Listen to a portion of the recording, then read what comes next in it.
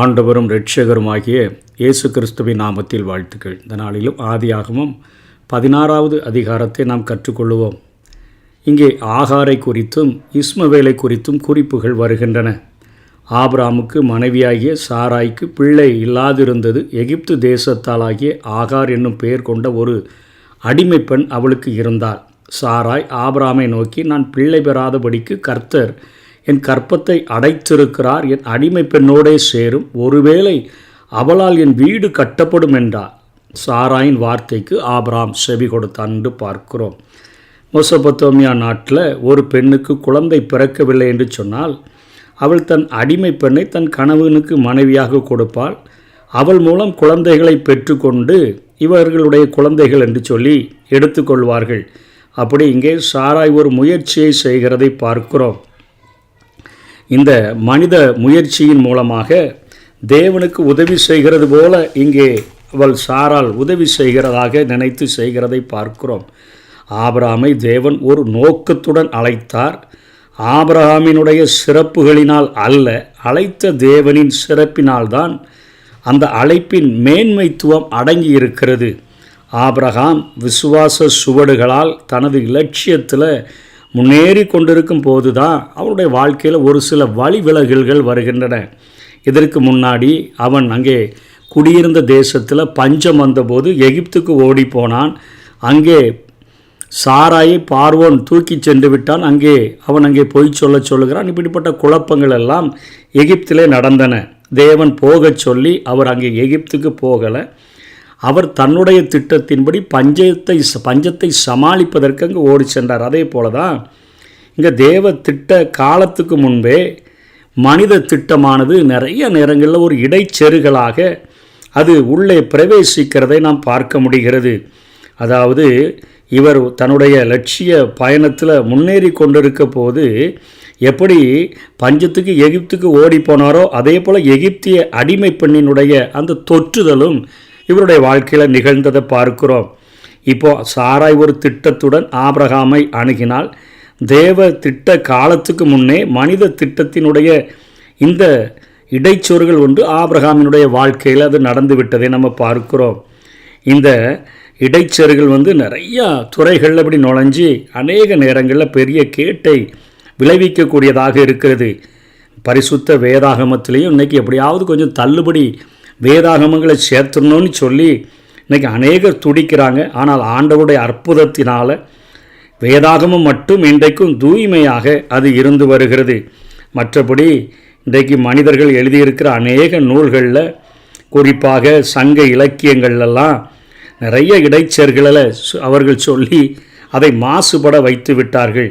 சாராளின் முயற்சிக்கு ஆபிரகாம் ஒத்துழைக்கிறதற்கு இங்கே ஒரு மாபெரும் இடைச்செருகலான ஒரு நிகழ்ச்சி நடந்துவிட்டது. இஸ்மவேல், கர்த்தர் கேட்கிறார் என்ற பெயருக்கு அர்த்தமுடைய இஸ்மவேல் அங்கே பிறக்கிறதை பார்க்கிறோம். அவனுடைய கேட்டை உடனடியாகவே சாராலும் ஆபிரகாமும் அனுபவித்தார்கள். 16வது அதிகாரம் 4ஆம் வசனத்தில் அவன் ஆகாரோடே சேர்ந்தபோது அவள் கற்பந்தரித்தாள். அவள் தான் கர்ப்பவதியானதை கண்டபோது தன் நாச்சியாரை அற்பமாக எண்ணினாள். அதாவது இதுவரைக்கும் எஜமாட்டி இவ்வளோ உதவி செய்திருக்கிறாள், ஆனால் அவளுக்கு குழந்தை இல்லை, மலடியாக இருக்கிறா, எனக்கு ஒரு குழந்தை பிறக்க போகுதுன்னு சொல்லி அந்த எள்ளி நகையாடுகிற காரியம் உடனே அவருடைய மனதிலே ஒரு பெரிய வேதனையை உண்டாக்குகிறது. உடனே சாராய் ஆபிரகாமை நோக்கி, எனக்கு நேரிட்ட அநியாயம் உண்மையில சுமரும், என் அடிமை பெண்ணை உம்முடைய மடியில் கொடுத்தேன், அவள் தான் கர்ப்பவதியானதை கண்டு என்னை அற்பமாக எண்ணுகிறாள், கர்த்தர் எனக்கும் உமக்கும் நடு நின்று நியாயம் தீர்ப்பாராக. இடைச்செருகளுக்கு காரணமாக இருந்ததே சாரால் தான். ஆனால் இப்பொழுது அங்கே தான் அவமானப்படுத்தப்பட்டதைக் கண்டு அங்கே ஆபிரகாமிடத்தில் சண்டைக்கு போகிறதை பார்க்கிறோம். இன்றைக்கி விசுவாசிகளுடைய வாழ்க்கையிலையும் தேவனுக்கு உதவி செய்யணுங்கிற நோக்கத்தில் நிறையா இடைச்செருகல்களை செருகி இன்றைக்கு நிறையா இடையூறுகளை ஏற்படுத்துகிற காரியமாக வாழ்க்கை அமைந்து விடுகிறது. நாம் தேவனுக்கு நமது சித்தத்தின்படி உதவி செய்கிறதற்கு அல்ல, தேவ சித்தத்தை நிறைவேற்றுகிறதற்கே அழைக்கப்பட்டிருக்கிறோம். நம்ம சித்தத்தின்படி தேவனுக்கு உதவி செய்ய அல்ல, தேவ சித்தத்தை நிறைவேற்றுகிறதற்காக நாம் இங்கே அழைக்கப்பட்டிருக்கிறோம். இப்போது ஆபிரகாம் சொல்கிறார் சாராயை நோக்கி, நீ உன் அடிமை பெண் உன் கைக்குள்ளே இருக்கிறா, உன் பார்வைக்கு என்னெல்லாம் தோணுதோ அப்படி செய்யணுன்னே கடினமாக நடத்துகிறா எஜமாட்டி. கடினமாக நடத்தின உடனே இவன் அங்கேருந்து இருக்க முடியாமல், வேதனை தாங்க முடியாமல் ஓடி போகிறாள். இப்போது ஆகாருக்கு நிகழ்ந்த அந்த கொடுமையை ஆண்டவர் பார்க்குறாரு. கர்த்தருடைய தூதனானவர் அவனை வனாந்தரத்திலே சூருக்கு போகிற வழியருகே இருக்கிற நீரூற்றண்டையில் கண்டு, சாராயின் அடிமை பெண்ணாகிய ஆகாரே, எங்கே இருந்து வருகிறாய், எங்கே போகிறாய் என்று கேட்டார். அதாவது ஒருவேளை ஆகாருக்கு இப்படிப்பட்ட ஒரு எண்ணம் தோன்றியிருக்கலாம். எனக்கு குழந்தை உண்டாகிவிட்டது, எனக்கு ஆபிரகாம் கணவனாக கிடைத்து விட்டார், நான் இனிமேல் அடிமை பெண்ணல்ல, நான் மனைவி என்கிற ஒரு அந்தஸ்துக்கு நான் உயர்த்தப்பட்டிருக்கிறேன் என்கிற ஒரு தவறான எண்ணம் கொண்டிருக்கலாம். ஆனால் ஆண்டவர் இங்கே அவளை பெயர் சொல்லி அழைக்கிற போது கர்த்தருடைய தூதனானவர் என்று சொல்லி இந்த இடத்துல வருகிறது. இயேசு கிறிஸ்துவை குறிக்கக்கூடியதாக இருக்கிறது. வனாந்தரத்தில் சூருக்கு போகிற வழியருகே இருக்கிற நீரூற்றண்டையில் கண்டு அங்கே அருமையான ஒரு அட்ரஸை கொடுக்குற, ஆபிரகாமின் மனைவி என்று அழைக்கலை, சாராயின் அடிமை பெண்ணாகி ஆகாரே, எங்கே இருந்து வருகிறாய், எங்கே போகிறாய் என்று கேட்டார். அவள், நான் என் நாச்சியாராகிய சாராயை விட்டு ஓடி போகிறேன் என்றாள். அப்பொழுது கர்த்தருடைய தூதரானவர், நீ உன் நாச்சியார் அண்டைக்கு திரும்பி போய் அவள் கையின் கீழ் அடங்கி இரு என்றார். பின்னும் கர்த்தருடைய தூதனானவர் அவளை நோக்கி, உன் சந்ததியை மிகவும் பெருக பண்ணுவேன், அது பெருகி எண்ணி முடியாததாய் இருக்கும். பின்னும் கர்த்தருடைய தூதனானவர் அவளை நோக்கி, நீ கர்ப்பவதியாய் இருக்கிறாய், ஒரு குமாரனை பெறுவாய், கர்த்தர் உன் அங்கலாய்ப்பை கேட்டபடியால் அவனுக்கு இஸ்மவேல் என்று பெயரிடுவாயாக.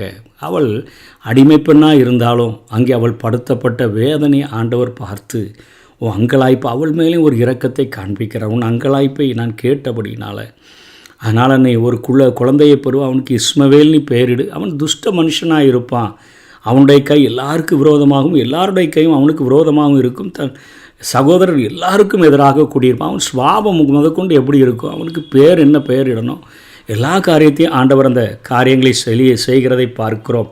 அப்பொழுது அவள், என்னை காண்பவரை நானும் இவ்விடத்தில் கண்டேன் அல்லவா என்று சொல்லி தன்னோடே பேசின கர்த்தருக்கு நீர் என்னை காண்கிற தேவன் என்று பெயரிட்டார் என்று பார்க்கிறோம். ஆகையால் அந்த துறவு பெயர் லகாய் ரோயி எனப்பட்டது. அது காதேசுக்கும் பாரேத்துக்கும் நடுவே இருக்கிறது. ஆபிரகாமுக்கு ஒரு குமாரனை பெற்றால் ஆகார் பெற்ற தன் குமாரனுக்கு இஸ்மவேல் என்று பெயரிட்டான். ஆபிரகாமுக்கு இஸ்மவேலை பெற்ற போது ஆபிரகாம் 86 வயதாக இருந்தான் என்று பார்க்கிறோம்.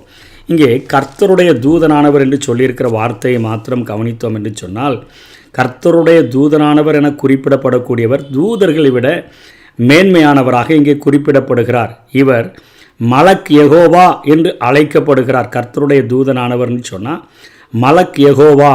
ஆகார் இவரை கர்த்தர் என்றே அழைக்கிறார். நீரனை காண்கிற தேவன் என்றே அவள் சொல்லுகிறதை பார்க்கிறோம். ஆபிரகாம் ஈசாக்கை பலி செலுத்தும் போது இதோ கர்த்தருடைய தூதனானவரே அங்கே வெளிப்பட்டு, ஆபிரகாமே உன் பிள்ளையாண்டான் மேலே நீ கையை போடாத என்று பேசுகிறார். ஓரேபின் முள்செடியில் அங்கே பேசுகிற போதும், கிதியோனை அழைத்த போதும், சிம்சோனுடைய பெற்றோருடன் உள்ள இடைபடுதலின் போதும் கூட கர்த்தருடைய தூதனானவர் என்றே எழுதப்பட்டிருக்கிறதை பார்க்கிறோம். நியாயாதிபதிகள் 6வது அதிகாரத்தில் 12ஆம் வசனம், 13ஆம் வசனத்தில், 13வது அதிகாரம் 22, 23 இவைகளெல்லாம் பார்க்கிறோம். சகரியா தீர்க்கதரிசன நூலிலும் அங்கே கர்த்தருடைய தூதனானவர் என்று சகரியா 3வது அதிகாரம் 1-2 வசனங்களிலே பார்க்கிறோம். இவர் யெகோவா, அதாவது யெகோவா என்பதை வேதம் தெளிவாக, யெகோவா அல்ல என்பதை இது வேதம் தெளிவாக சொல்லுகிறது. இவர் கர்த்தர் அனுப்பும் தூதனாக என்னாகமம் 20:16 குறிப்பிடப்படுகிறார். என்ன, இந்த கர்த்தருடைய தூதன் யெகோவாவால், அதாவது கர்த்தரால் அனுப்பப்பட்ட கிறிஸ்து என்கிறதை, அதாவது கிறிஸ்துவுக்கு பழைய ஏற்பாட்டில் கர்த்தருடைய தூதனானவர் என்று வேதம் குறிப்பிடுகிறதை பார்க்கிறோம்.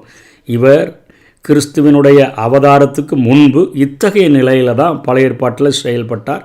அவருடைய அவதாரத்துக்கு பின்பு தான் புதிய ஏற்பாட்டில் கர்த்தருடைய தூதனானவர்னு இல்லை, இயேசு கிறிஸ்து என்று எழுதப்பட்டிருக்கிறதை பார்க்கிறோம். இவர் பிதா ஆவியானவரை போலன்றி தேவனை உடல் உருவில் இவர் அங்கே வெளிப்படுத்தினவராக இருக்கிறார். மாம்சத்தில் வந்த கிறிஸ்துவாக இவர் இருக்கிறார். யோவான் 1:18 புதிய ஏற்பாட்டில் கிறிஸ்து செய்த வெளிப்படுத்துதல்களை பழைய ஏற்பாட்டில் செய்தவர் இந்த கர்த்தருடைய தூதனானவர். இவர் கட்டளையிடுகிறார், நியாயாதிபதிகள் 6வது அதிகாரம் 11லிருந்து 23 வரலாம் பார்க்கும் பொழுது 13வது அதிகாரம் 1லிருந்து 21 வரை, யாத்ராகமம் 3வது அதிகாரம் 7லிருந்து 8 வரை, மத்தேயு 28வது அதிகாரம் 19-20 இவர் கட்டளையிடுகிறதை பார்க்கிறோம். அதே போல் கர்த்தருடைய தூதனானவர் இவர் விடுதலை அளிக்கக்கூடியவராக இருக்கிறார். சங்கீதம் 34:7, 2 ராஜாக்கள் 19:35, எபிரேயர் 2:14-15 இதை பார்க்கலாம்.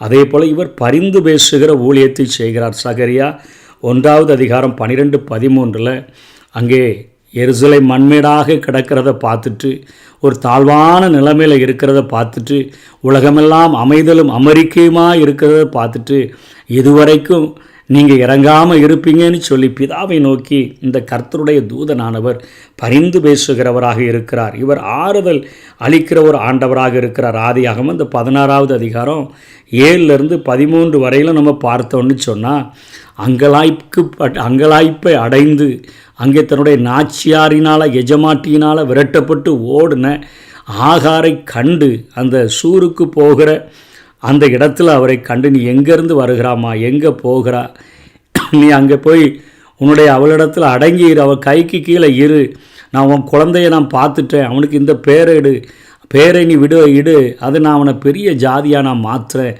அவனுடைய பாவங்கள் இப்படிலாம் இருக்கும்னு சொல்லி அங்கே ஆண்டவர் ஆறுதல் அளிக்கிறதை பார்க்கிறோம். இவர் உடன்படிக்கையை உறுதிப்படுத்துகிற ஒரு தேவன். ஆதியாகமம் 22வது அதிகாரம் 11லிருந்து 18 வரையிலும் பார்க்க முடியும். இவர் நியாய தீர்ப்பை நிறைவேற்றுகிற கர்த்தருடைய ஆவியானவர். 1 நாளாகமம் 21:16 பார்க்க முடியும். அதே போல் இவர் புதிய ஏற்பாட்டில் இயேசு கிறிஸ்துவாக வெளிப்படுத்தப்பட்டிருக்கிறார். பழைய ஏற்பாடு முழுவதிலும் இயேசுவே கர்த்தருடைய தூதனானவர் என்கிற நிலையில் அவர் செயல்பட்டதை நம்ம பார்க்கிறோம். இன்றைக்கு இந்த 16வது அதிகாரத்திலிருந்து நம்ம கற்றுக்கொள்ளக்கூடிய காரியம், நம்முடைய வாழ்க்கையில் நம்முடைய சித்தத்தை நிறைவேற்றி தேவனுக்கு உதவி செய்கிறதாக நினைக்காதபடி தேவனுடைய சித்தத்தை புரிந்து கொண்டு அந்த நேரத்திற்காக காத்திருந்து அவருடைய சித்தம் நம்முடைய வாழ்விலே நிறைவேறுகிறதற்கு நாம் காத்திருப்போம். கர்த்தர் தாமே நம்மை ஆசீர்வதிப்பாராக. ஆமேன்.